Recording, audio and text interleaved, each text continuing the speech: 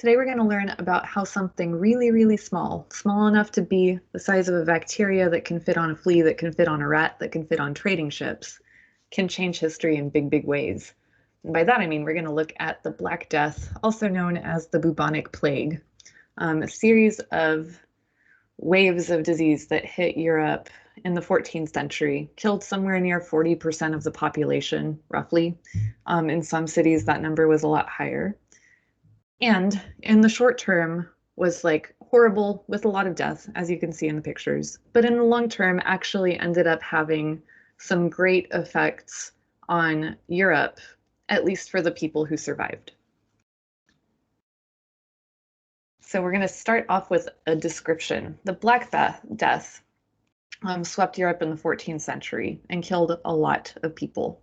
It was a disease caused by a bacteria that originated far off in the east, all the way in China, on fleas carried by rats that traveled along trade routes and hit Europe around the year 1348 in different times at different places, and then came back several times. So like a lot of people would get sick, then it would seem to go away, and then bam, it was back. The Black Death was visibly awful. It causes boils, which are like open wounds on people's skin, and it can liquefy their lungs and organs.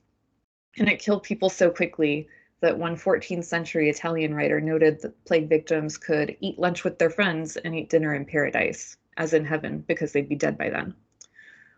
This was a disease that was dramatic in the way it hit. It's strange to talk about it in the age of COVID, but it's very different in the sense that it was fast and visible and dramatic and horrifying. Victims would get a sudden high fever, followed within days by a terrifying, painful black swellings in the armpits and the groin area that would sometimes burst, so like explode, emitting a mixture of blood and foul-smelling pus. These would be like black, hence the name, right? Death came within 5 days, sometimes within one. It would have been really, really gross. 25 of 80 million Europeans were wiped out between the years 1347 and 1351. Worldwide, the death toll might have been something on the order of 75 million. Huge, fast death on a massive scale.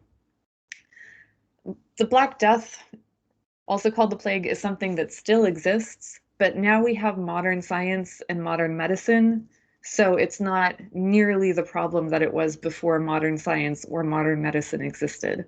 In the next slide, I'll show you what it looked like, but if you're easily grossed out, close your eyes and I'll tell you when to look. So for people who get grossed out, don't look. Pretty gross, right? Okay, y'all can look again.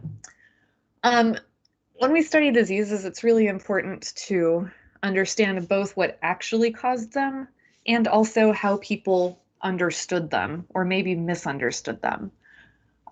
So first we'll talk about actual causes and immediate, direct, undeniable effects, right? The actual cause is, it was a bacteria carried on fleas that infest rats, that then moved along trade routes and trade ships from east to west. So we can look at long-term causes of this, like the Mongols made the Silk Road a safe place to trade again, and thereby creating the route through which plague would spread from China to the west.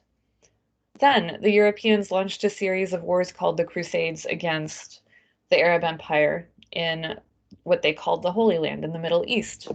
And as a result of those wars, Europeans began to trade again long distance, which created the opening for plague to spread to Europe. There's also some irony here in that Europeans, as we've seen during this time period, were super superstitious and at the time associated cats with the devil. So when people started dying from this horrible disease, they assumed that cats were spreading the plague. And in some places, they killed a bunch of cats, which meant that they were killing the animal that would have most likely hunted the rats that actually carried the plague. So they made it worse. In terms of effects, you can see on the graph on the bottom right of this slide, a pretty steep decline in population between the years like 1350 and 1400. It killed over a third of the population in Europe. And that's a giant, giant fraction of people around. And again, in cities, that number was higher. Like, imagine for a second what it might be like in Houston if a third or more, maybe 40% of the population was suddenly gone or dying in the streets, and nobody could understand why. It'd be like living in a zombie movie. Disease spread slowly, especially back then, when communication was much slower than it is now.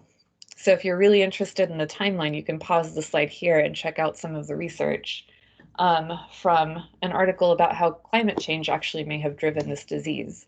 But first, it started in China.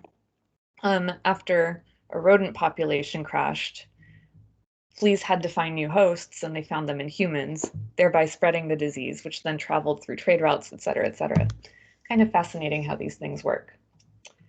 This dovetails with a story that we had been looking at, the Mongol Empire. Plague played a big role in collapsing what was left of the Mongol Empire. Though the Pax Mongolia had allowed wealth and culture to spread, it also spread this disease, and it was super contagious and led directly to like the crumbling and falling apart of this empire. In Europe, results were pretty dramatic, both because of like how bad the actual disease was and because people had no idea what was causing it. And in an incredibly religious, not scientific, pre-scientific even society, you can imagine the speculation that this would cause. So, seems terrible, right? The big question then is how this devastating epidemic actually made Europe stronger in the long run. For what it's worth too, like this is one of those things where knowing history can kind of help you navigate current events. When the COVID epidemic started, this is where my mind went pretty quickly. And you've probably noticed, some people understood that things were going to change dramatically pretty quickly when COVID started. Some people have taken a while to understand that things are changing. The part of this story that helped me deal with that was like, A, I saw pretty immediately that things were going to change. And B, there's like kind of an optimism that can come with it because in history, you'll see often that catastrophes sometimes carry the seeds of opportunity to create a better world and a better life. And the plague is kind of one of those stories in a weird sort of way. Of course, the people who died of it didn't appreciate this part of the story at all. But to understand how something so bad could end up being kind of good for Europe, we need to keep track of effects of the Black Death and think about how each of them might have affected specifically the feudal system. In terms of effects, we have short-term, direct, immediate, obvious effects, like lots of people died. But then there were the more long-term, indirect effects of this disease that helped change European society to make it ready to become something very different and more progressive in the long run. And that has to do with like how a disease like this might change the way people see the world, their psychology, their relationships with authority. So we're going to look at all of that. As a reminder, the feudal system, the way the feudal system worked in Europe was to create a very rigid social hierarchy that managed to address most people's basic needs without giving a lot of wiggle room to build more than that. It was based on land instead of like coins and money, right? So like you had massive amounts of peasants. Like the vast majority of the population was peasants who worked the land and made food for everybody else in the feudal hierarchy.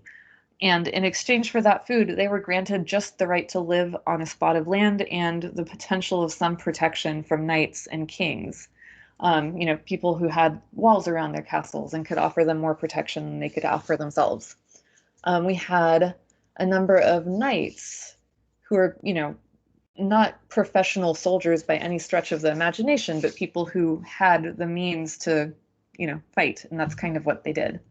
And you had nobles or the aristocrats, people from wealthy, fancy old families that had the rights to big plots of land called manors. And they were the ones who parceled it out to knights who pledged to protect them, and peasants who had to make food for everybody. And then like the greatest landowner of all would have been the king, right? Who's granted the land to the nobles to parcel out to the knights, et cetera, et cetera. A big feature of the society was that a lot of this power was based on religious belief. There was this idea that society had to be ordered this way. People had to respect their roles in society. It was kind of a religious mandate. And the Catholic Church was the one who like blessed the king with the right to rule over people. This society is going to change pretty quick with both the direct and indirect effects of the plague.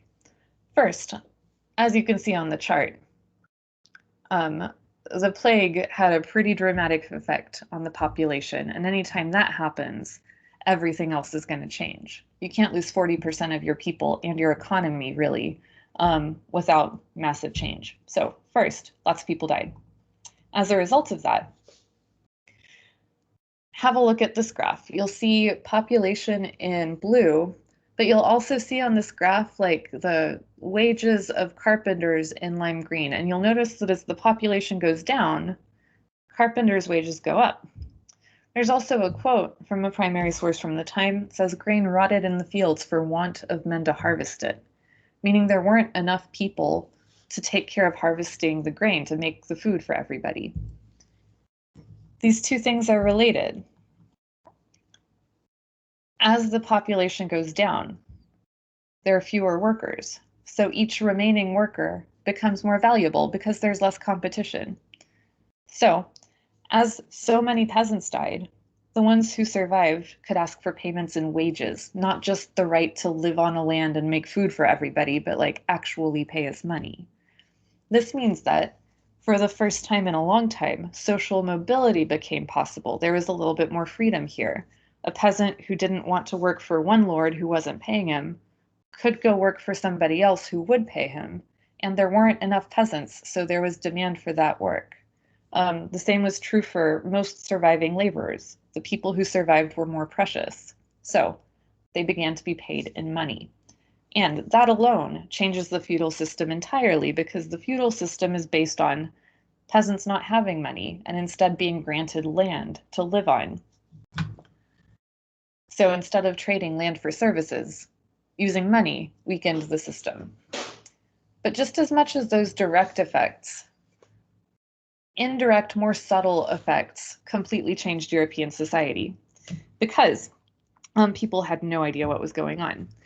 It's important to keep track of how the plague was understood at the time if you want to understand the historical impact of the disease. So, actual causes are one thing, we know them now, but the way the disease was understood at the time had its own effects, whether or not they were based in reality.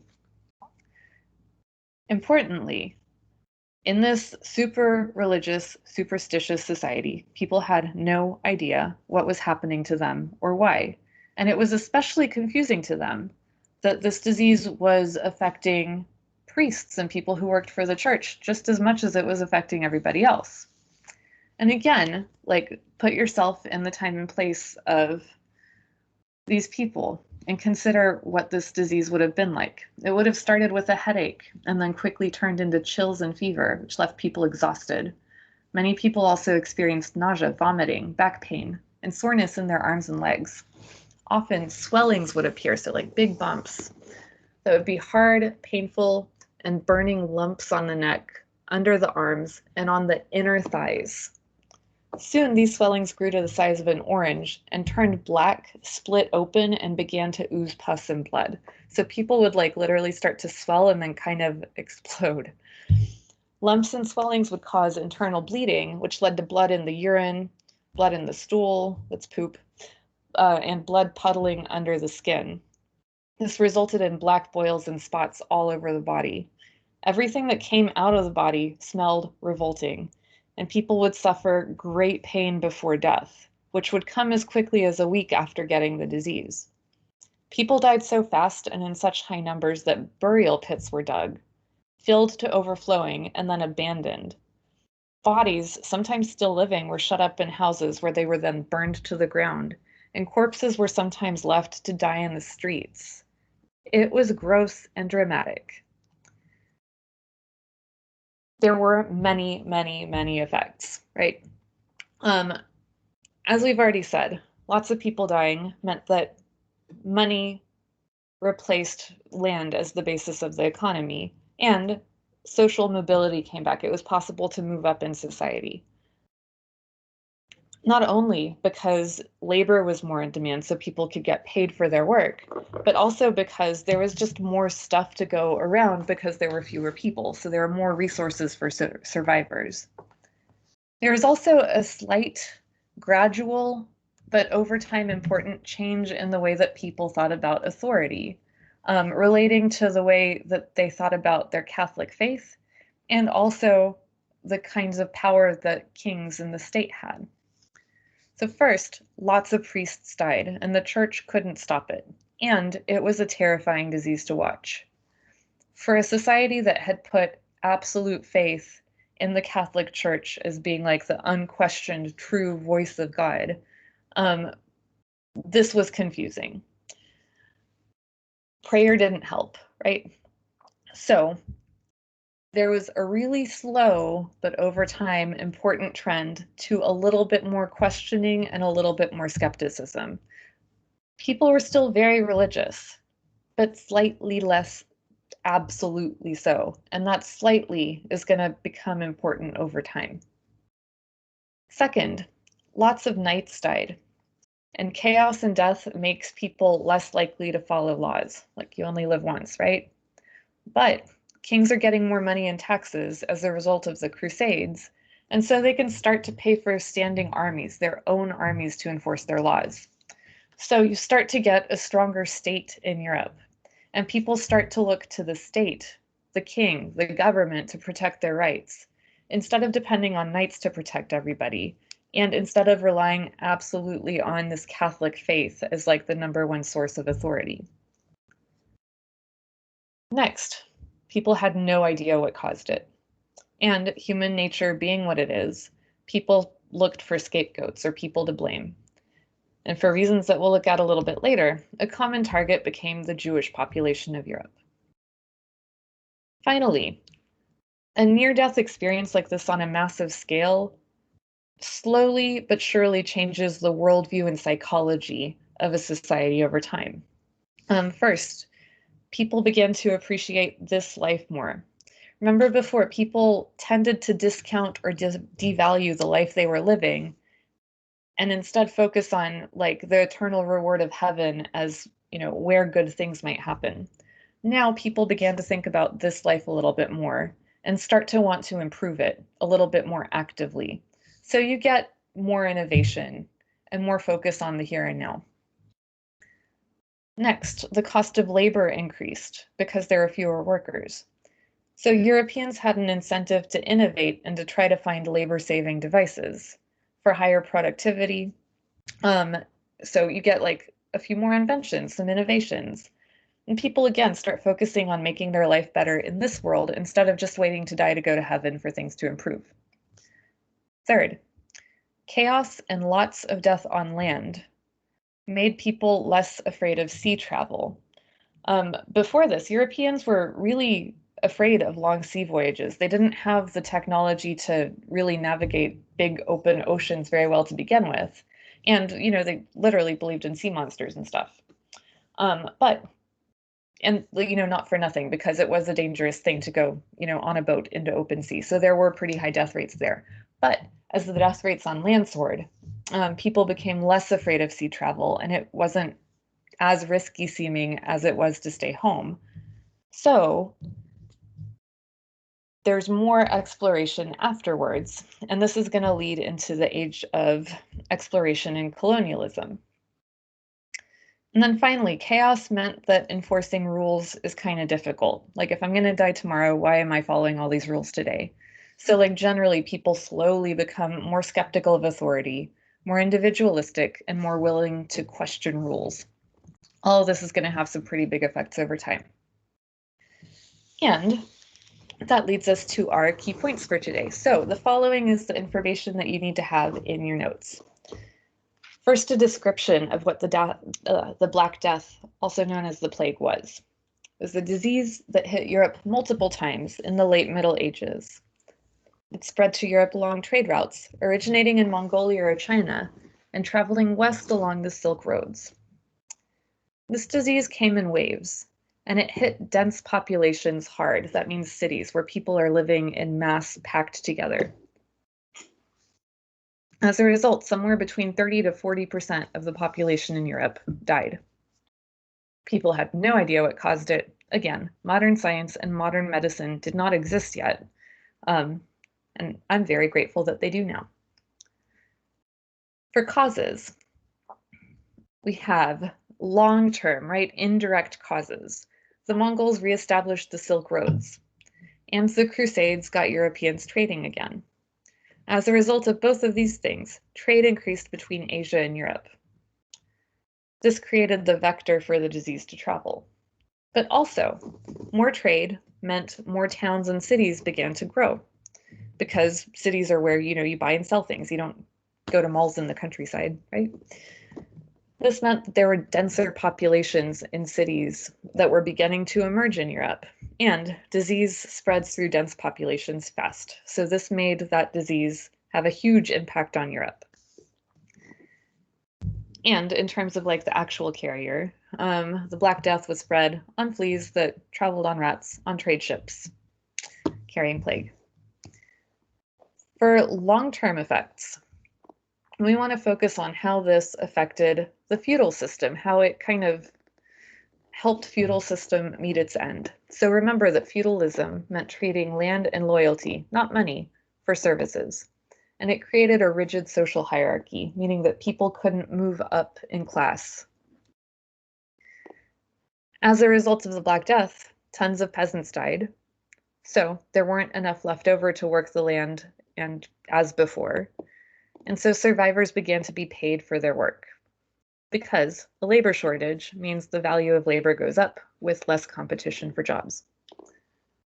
So using money as the basis for the economy, not land, made social mobility more possible and was one of the things that really brought the feudal system to an end. As a final plug, diseases in history are really interesting to study, I think, because you can't really see them. They don't act in the same way that historical characters do, but they have big, big effects, and not just in this time in history. So if you're more interested in this kind of thing, the book Plagues and Peoples, it's a higher level book, so maybe wait a year or two, but it kind of chronicles the role of plagues on people's disease and how it shapes history. In terms of like a history of medicine, this isn't really a history of medicine. There's this book called The Body by Bill Bryson, who's a wonderful author. And it describes in wonderful and weird detail how the body works, but it also includes a lot of like how people thought the body worked before, which is fascinating to me anyway.